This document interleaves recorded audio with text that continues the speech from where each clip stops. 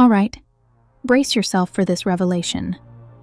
Measurement in quantum physics is one of the most mind-bending and perplexing concepts out there. And no, it is not as simple as observing something with our eyes or instruments. It's deeper. It's stranger. It's the ultimate puzzle that could redefine how we view reality itself. Curious? Perfect. Stick with me, because this one is going to blow your mind. Hi, I'm Olympia, and welcome back, or just welcome if you're new, to this corner of inquiry where we leave no cosmic stone unturned. Seriously, we're all about asking the hardest, most confounding questions. And today's topic? A flag bearer for that. Measurement. Let that word simmer for a second. It sounds mundane, right? Like something we do with a ruler or scale. But in quantum mechanics? Oh, it's a whole different beast. So grab a cozy spot and let's shatter some conventional understanding. To break into it, let's rewind to one of physics' most famous experiments, the double-slit experiment. Imagine electrons, these tiny subatomic particles, being shot at a barrier with two tiny slits. If we don't watch where they go, they act like waves, creating an interference pattern on the screen.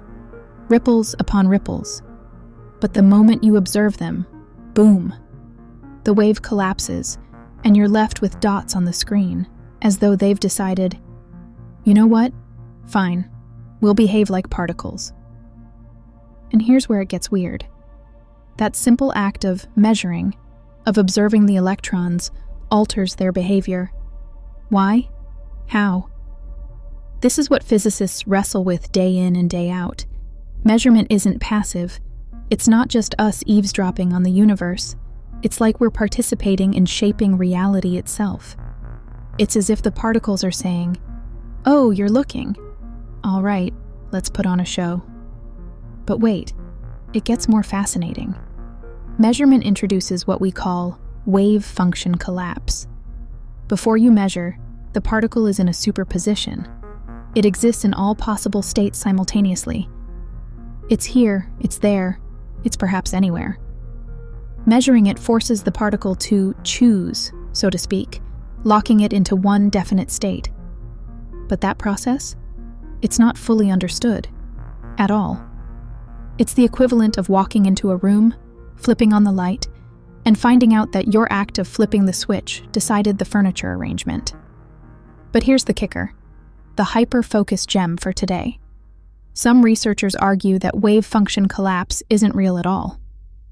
Yep, there's a growing theory called quantum decoherence, which suggests the collapse is just an illusion. The particle interacts with its environment in such a way that the chaos of possible states gets smeared out, giving us the impression of collapse. Wild, right? It implies the universe isn't so much collapsing as it is filtering itself based on how it links up with everything else. Wrap your mind around that one.